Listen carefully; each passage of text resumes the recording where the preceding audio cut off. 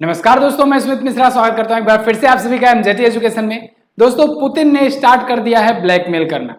Putin की जो सबसे बड़ी जो खासियत थी, जो मजबूती थी, जो ताकत थी रसिया की, तेल और गैस, उसका फायदा उठा करके यूरोपियन कंट्री को दोस्तों ब्लैकमेल करना इन्होंने स्टार्ट कर दिया।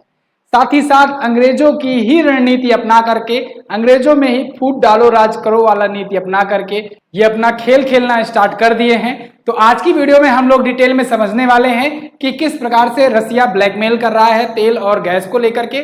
आगे चल करके यूरोप के कौन कौन से देश किस तरफ बटेंगे, आपस में अपने विचारधाराओं में बट सकते हैं, इन सबको हम लोग देखेंगे और समझेंगे। यहां पर आप देखोगे दोस्तों, पूरा लिस्ट दी गई है कि कौन से देश कितने ज्यादा डिपेंड हैं रसिया पर गैस के लिए। एक्चुअली में देखो, बात ये आती है कि गैस की सप्लाई क्यों जरूरी है। मतलब आप गैस तो किसी और से भी देश से भी ले सकते हो, इतना क्या जरूरत आ गया गैस का। छोटे छोटे तो देश हैं यूरोप में। लेकिन बात ये आती है, आप अगर देखोगे वर्ल्ड मैप में, ग्लोब में, तो ये जो यूरोपियन कॉन्टिनेंट है दोस्तों, ये पड़ता है शीत कटिबंध में। अब जब शीत कटिबंध में पड़ता है तो यहाँ ठंडी बहुत ज्यादा होती है। इतनी ज्यादा होती है कि इन लोग को अपने घरों को गर्म करने के लिए गैस की जरूरत होती है। अगर ये लोग घरों में अगर चैम्बर्स ना बनवाएं, गैस के चैम्बर, गैस वाली सुविधा ना लगवाएं, तो इनके रूम गर्म नहीं रहेंगे और ये लोग ठंडी की वजह से परेशान रहेंगे। तो यहाँ पर यही कारण है मेन, जो यूरोपियन कंट्रीज जो हैं वो रसिया पर डिपेंड होती हैं, क्योंकि रसिया जो है दुनिया का तीसरा सबसे बड़ा तेल और गैस उत्पादक देश है। आप यहाँ पर देख पाएंगे कि यूरोपियन कॉन्टिनेंट में सबसे ज्यादा जर्मनी जो है ये गैस का आयात करता है। 42.6 बिलियन क्यूबिक मीटर में ये आयात करता है गैस रसिया से। इसके बाद इटली है, 29.2 बिलियन क्यूबिक मीटर ये आयात करता है रसिया से।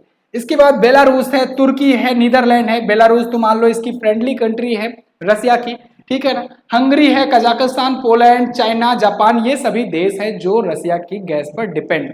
यानी कि कुछ भी चाहे हो जाए, इन देशों को गैस खरीदना ही खरीदना पड़ेगा, मजबूरी है रसिया से खरीदना। कारण यह है कि रसिया से लेना इनको आसान भी पड़ जाता है, सस्ता भी पड़ जाता है। लेकिन अब इसी बात का फायदा उठा करके रसिया का कहना यह है, व्लादिमीर पुतिन का कहना यह है कि आप लोग को तो हम गैस देंगे, लेकिन चूंकि हम पर स्विफ्ट सैंक्शन लगा है, हम तो डॉलर यूज नहीं कर सकते हैं, इसलिए आपको रूबल में पेमेंट करना होगा। रूबल जो है ये करेंसी है रसिया की, तो रसिया की करेंसी में पेमेंट करना होगा, बस और कुछ नहीं चाहिए हमको। अब अमेरिका यहां पर फंस गया, उसने स्विफ्ट सैंक्शन लगवाया। अमेरिका, ब्रिटेन, ये सभी मिल करके स्विफ्ट सैंक्शन लगवाए कि चलो अब तो डॉलर में ये लोग नहीं कर पाएंगे स्विफ्ट सैंक्शन। अगर नहीं पता हो आपको, वैसे मैंने वीडियो बना रखी है, आपको यहाँ आई बटन में मिल जाएगा, आप जाकर के डिटेल में समझ लेना। आप ये समझो कि दुनिया भर में जब कोई ट्रांजेक्शन होता है एक कंट्री से दूसरी कंट्री के बीच में, तो वो अगर यूएस डॉलर में हो रहा है तो वो ट्रांजेक्शन करवाने वाला जो बिचौलिया होता है, जो संस्था, वो है स्विफ्ट। तो उस पर अगर सैंक्शन, स्विफ्ट सैंक्शन लग गया, तो यानी कि वो क्या करेगा कि वो किसी भी प्रकार का किसी भी देश के बीच में डॉलर में होने नहीं देगा किसी भी प्रकार का पेमेंट, ठीक है ना। तो वो पेमेंट रोक देगा। यही सैंक्शन लगा रसिया पर, ये सबसे बड़ा सैंक्शन माना जाता है दुनिया में, स्विफ्ट सैंक्शन, ठीक है। जैसे आप बैंकों में भारत में यूज करते हो जगह से दूसरी जगह बैंक में ट्रांसफर करने के लिए आईएफएससी कोड, ऐसे ही स्विफ्ट कोड होता है। स्विफ्ट जो होता है वो पेमेंट करवाता है, इतना आप आसान भाषा में समझो। तो आगे हम लोग बात करेंगे कि क्या क्या स्टेप्स उठाए हैं यहाँ पर, यूरोप क्या क्या स्टेप्स उठाने वाला है। लेकिन उससे पहले मैं आपको बताना चाहूंगा 50% का डिस्काउंट ऑफर चल रहा है दोस्तों लेखपाल बैच पर। लेखपाल का एग्जाम आपका बहुत ही करीब है। अगर आप यूपी लेखपाल की तैयारी कर रहे हो तो 19 जून को आपका पेपर है, समय बहुत कम बचा है। ऐसे में 50% डिस्काउंट का ये ऑफर आप उठा सकते हो। जाना है एमजेटी ऐप पर, गूगल प्ले स्टोर से इसे डाउनलोड कर लेना। एमजेटी ऐप पर जाने के बाद आपको यहाँ पर बैच मिल जाएंगे, हमारे पेड बैच, इनको आप ले सकते हो आधे दामों पर। इसके अलावा एनटीपीसी सीबीटी 2 की अगर प्रिपरेशन कर रहे हो, या फिर आपको वैसे ही अपना जीके जीएस मजबूत करना है, या फिर किसी और एग्जाम की तैयारी कर रहे हो, आप जाकर के इन कोर्सेज को ले सकते हो। बहुत ही डिटेल में, बहुत ही सटीक जानकारी के साथ, बिना कोई फालतू की बकवास के, टू द पॉइंट पर बात होती है और डिटेल्स दिया जाता है। इन कोर्सेज को आप जाकर के एमजेटी ऐप पर ले सकते हो। लेखपाल बैच के बारे में बात करेंगे तो 749 नहीं पे करना है, आपको 374 पे करना है। लिमिटेड टाइम के लिए ऑफर है, इसका आप फायदा उठाओ। तो यहाँ पर हम लोग बात कर रहे थे तेल और गैस की। दुनिया में दोस्तों अगर टॉप 10 तेल उत्पादक देशों की बात करें तो उसमें दोस्तों अमेरिका सबसे नंबर 1 पर आता है, सबसे ज्यादा तेल का उत्पादन यही करता है। इसके बाद सऊदी अरेबिया है और तीसरे नंबर पर है रसिया। रसिया जो है दोस्तों ये 1.07 करोड़ बैरल प्रतिदिन का उत्पादन करता है तेल का। 1.07 करोड़ बैरल। कमेंट बॉक्स में आप बताइए एक बैरल बराबर कितना लीटर होता है, एक बैरल बराबर कितना लीटर होता है, कमेंट बॉक्स में आप बताएंगे। तो 1.07 करोड़ बैरल प्रतिदिन का ये प्रोडक्शन किया करता है, तो यानी काफी बड़ा है। यहां पर अगर हम लोग गैस के बारे में बात करें तो यहां पर आप मैप में थोड़ा सा कटिंग देख पाएंगे, अगर दिख रहा हो आपको क्लियर, तो यहां पर रसिया है दोस्तों, रसिया से ये पाइपलाइंस बिछी हुई हैं।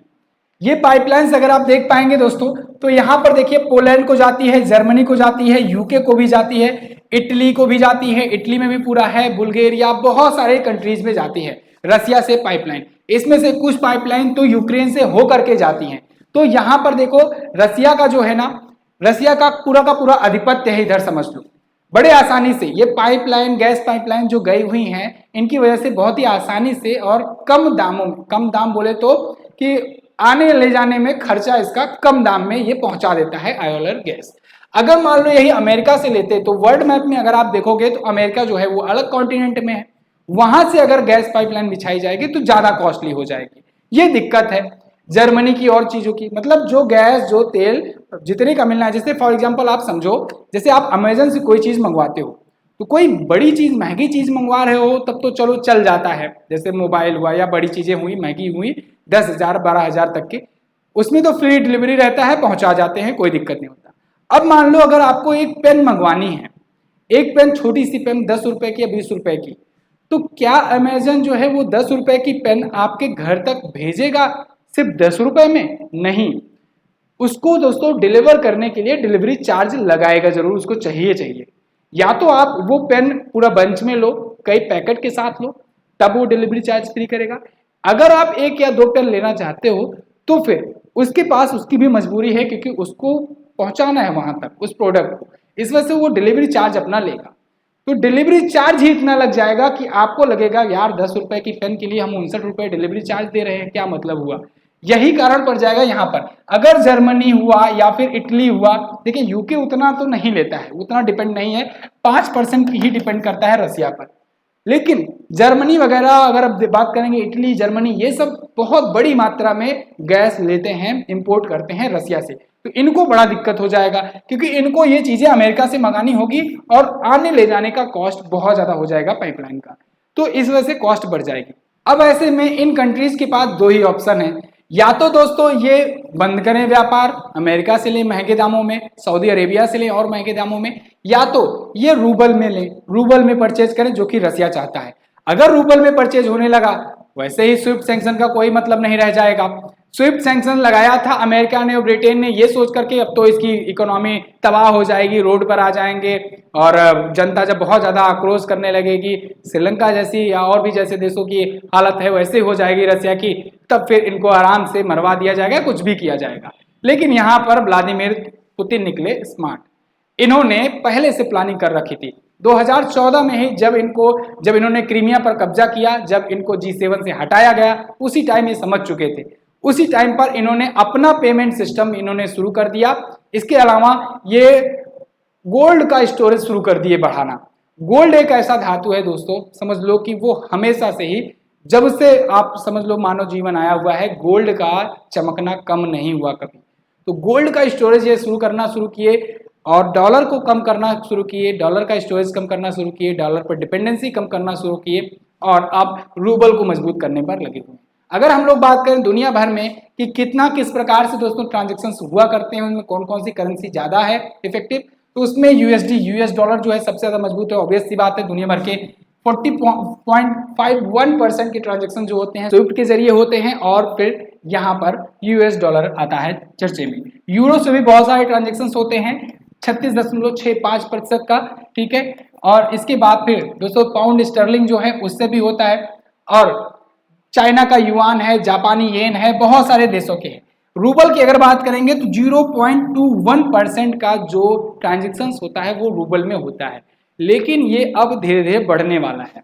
अब यहाँ पर बात ये आती है इंटरेस्टिंग कि जर्मनी और इटली, ये दो देश तो फंस गए हैं, ये दो देशों की तो मजबूरी है।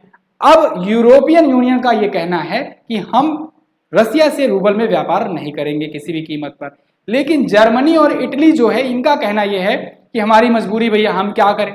अभी आपने देखा एस जयशंकर को ये लोग ज्ञान दे रहे थे कि रसिया से व्यापार बंद करो, रसिया से ये ना करो वो ना करो, तो फिर एस जयशंकर ने भी लताड़ दिया अच्छे से कि जितना हम लोग महीने भर में ट्रांजेक्शन, महीने भर में हम लोग व्यापार करते होंगे रसिया से, उतना जर्मनी वगैरह आधी दोपहरी में एक व्यापार कर लेते हैं उतने का रसिया से। आप हमें ज्ञान ना दो, जा करके यूरोप में खुद झांक करके देखो, उनको पहले समझाओ। ऐसे ही यूरोपियन यूनियन का ये कहना है कि अब हम बहुत जल्द व्यापार बंद करेंगे रसिया से, लेकिन अब रसिया भी यहाँ पर फायदा उठाएगा। जर्मनी को, इटली को और भी देशों को कहेगा कि आप उनसे नाता तोड़ो, आप आओ रूबल देखो, कहाँ चक्कर में पड़े हो, उनके चक्कर में आप झूठे पिटा जाओगे। तो यहाँ पर यूरोपियन यूनियन में कहीं ना कहीं दरार आती दिख रही है। अगर ऐसा हुआ दोस्तों, अगर ये दरार बढ़ती गई तो यूरोपियन इकोनॉमी जो है, यूरोपियन यूनियन की इकोनॉमी बहुत तेजी से गिरना शुरू हो जाएगी। तो ये सब चीजें चल रही हैं विश्व में। इस पर आपकी क्या राय है? क्या लगता है आपको, यहाँ पर रसिया फेल होगा या पास होगा? कमेंट बॉक्स में जरूर बताइएगा। एक और स्टोरी बताना चाहूंगा जाते जाते दोस्तों, व्लादिमीर पुतिन वही हैं जिन्होंने जब 2014 में जब क्रीमिया पर कब्जा किया था दोस्तों, जब G7 से इनको हटा दिया गया था, तो ऑस्ट्रेलिया में एक मीटिंग होनी थी। उस ऑस्ट्रेलिया की मीटिंग को ज्वाइन करने के लिए व्लादिमीर पुतिन को जाना था, लेकिन दिक्कत ये थी इधर G7 कंट्रीज, जहां पर दोस्तों ब्रिटेन, फ्रांस, इसके बाद इटली, जर्मनी, ऑस्ट्रेलिया, कनाडा और अमेरिका, ठीक है, ये जापान, ये सब देश थे, बड़े बड़े जाइंट्स थे। इन सब देशों का प्रेशर था, वहां पर व्लादिमीर पुतिन को उतरना था। ऐसे में उस टाइम पर बहुत सारे लोग सोच रहे थे कि पुतिन नहीं आएंगे मीटिंग ज्वाइन करने, नहीं आएंगे सम्मेलन में हिस्सा लेने, लेकिन पुतिन भाई पुतिन है, वो आए भी, मीटिंग किए भी और आराम से गए भी। जब वो मीटिंग करने आ रहे थे उससे पहले रशियन नेवी ने ऑस्ट्रेलिया कॉन्टिनेंट को पूरी तरीके से घेर लिया था। चारों तरफ से रसिया के जो भी पोत थे सभी आ गए। इसके अलावा रशियन एयरफोर्स भी चारों तरफ ऊपर मंडराने लगी। बिल्कुल ऐसा युद्ध जैसा माहौल बन गया, जैसे बन गया कि मतलब ऑस्ट्रेलिया को घेर रखे हैं अटैक के लिए। ऐसी सिचुएशन में जाकर के पुतिन का प्लेन उतरा, पुतिन वहां मीटिंग किए आराम से, पुतिन इन स्टाइल, और वापस भी गए। दुनिया को दिखा दिया कि पुतिन पुतिन है, वो कभी झुकेगा नहीं। यही केस अभी देखने को मिला आपको। अमेरिका, ब्रिटेन, नाटो बहुत सारा शुरुआत में प्रेशर लगाए, ये कर देंगे, वो कर देंगे, तबाह कर देंगे, मार डालेंगे, कहीं कुछ नहीं हुआ। धीरे धीरे सब चीजें फिर से वैसे होने लगी हैं, कोई कुछ नहीं कर पाया, बस बलि का बकरा बना यूक्रेन। फिलहाल इतना ही रखते हैं वीडियो में दोस्तों। वीडियो को एंड तक देखने के लिए बहुत बहुत धन्यवाद। मिलेंगे अगली वीडियो में, तब तक के लिए नमस्कार, जय हिंद, वंदे मातरम।